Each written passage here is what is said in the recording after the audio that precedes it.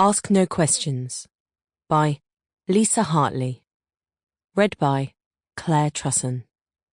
Recorded at Pinewood Studios, 2018. The blood haunted her. She saw it pool beneath her feet when she walked down the street, felt it spatter her skin as she showered. The images she could pretend she had forgotten. Nikki on the floor, the blood leaking from her throat, arcing across the room close to where the body lay. The body. The small, thin, curled-up ruin of a child. No. The images were there too, stuck in her head, replaying on a never-ending loop of horror. At the hospital, when they undressed her, dried blood cracking and flaking from her clothes as they were removed, she had remained silent.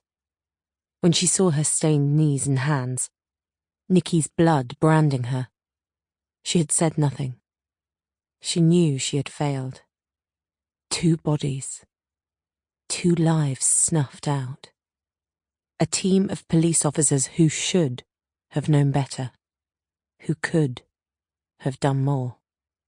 And Caelan herself, who had fought to save her colleague's life and failed. Watching Nikki's gasping, choking, dying moments every time she closed her eyes. And the blood would never leave her. Chapter 1. As she opened the door, the heat flew at her, wrapping itself around her like warmth from an oven. Yesterday the temperature had reached 26 degrees, and today promised to be hotter. October was proving the perfect time to escape the grey misery of Britain for Egypt's winter warmth.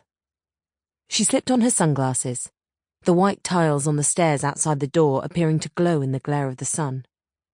People were already in and around the kidney-shaped swimming pool, children shrieking as they leapt into the water. Caelan kept walking towards the double doors of the restaurant. Several people smiled as she passed, and she nodded at them, her eyes busy behind the dark lenses, ever alert.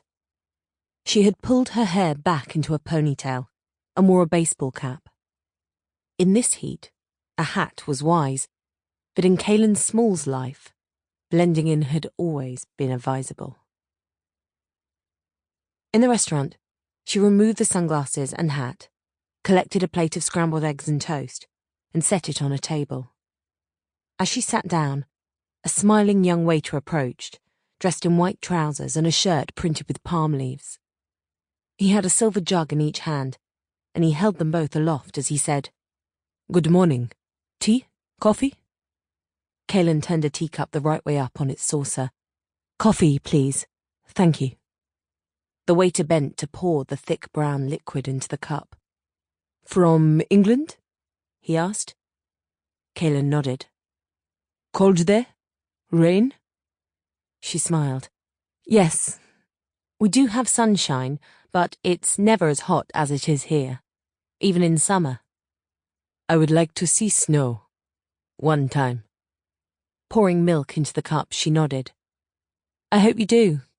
Snow's pretty, but I prefer your sun." "Thank you."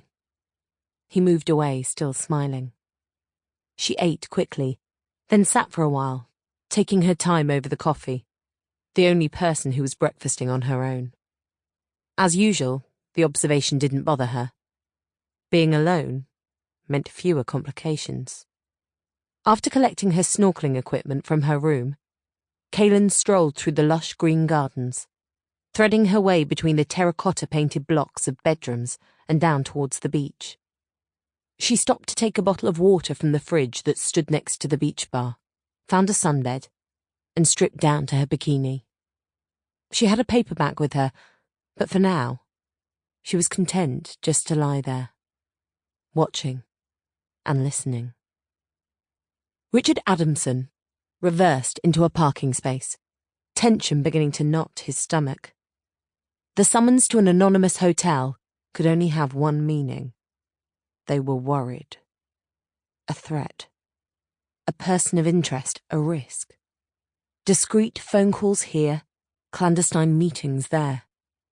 Consequently, he had been asked to leave his cosy office and drive down here, taking the usual precautions.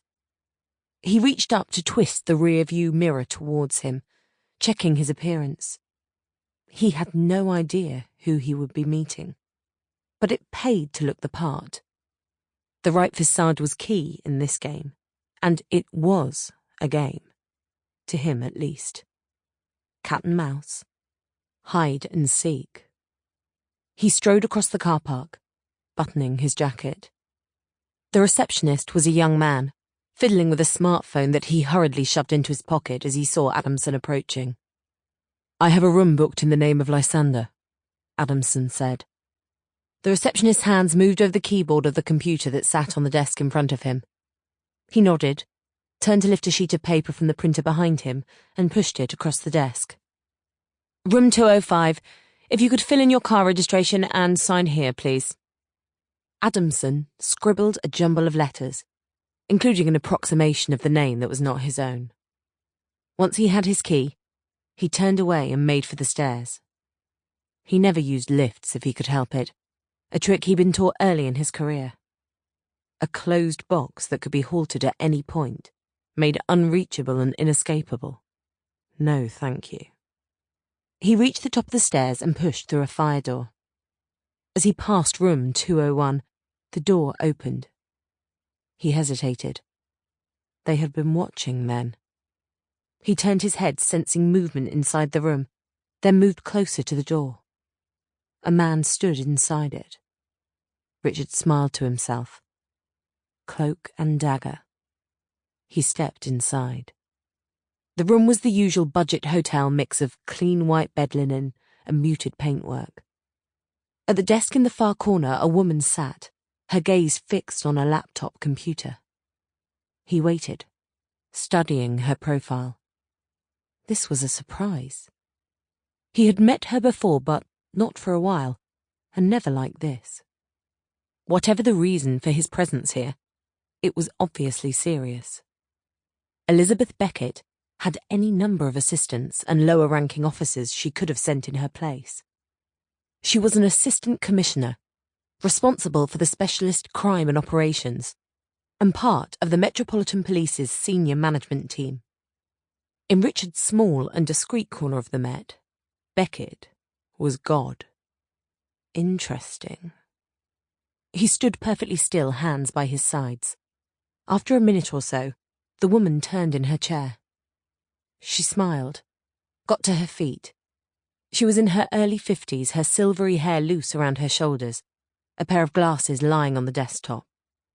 Rubbing her eyes, she stepped forward. "Richard, it's good to see you. Thanks for coming." Not that he had a choice. He shook her hand, her grip firm, her skin cold. "You're welcome," he told her. "Coffee?" "Please." She glanced over to the man who stood by the door. "Will you organise some, Davy?" "Thank you." Davy's lips tightened, but he nodded and left the room. A spark of amusement flared in her pale green eyes as she watched him go.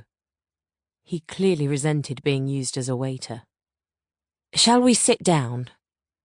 She waved Richard towards the navy blue sofa that stood under the window, then dragged the chair from the desk and settled into it. "You're no doubt wondering why you're here." He smiled. "And why you are, ma'am. With respect, I wasn't expecting you." "The Home Secretary insisted I talk to you myself." She watched his face, but he was ready for her. "The Home Secretary? I see." She laughed. "As inscrutable as ever, Richard." "I knew it must be important." "We're being discreet. Though," her gaze roamed the room, "hiding out in a hotel does seem rather ridiculous. I arrived here in the early hours, scurrying up the stairs like a teenager late home from a night out." She sighed, and Richard wondered if she was thinking of her own children, away at university, as far as he knew. Leaning forward in her chair, she set her hands on her knees. "We have an issue, and we would appreciate your help." Sample complete. Ready to continue?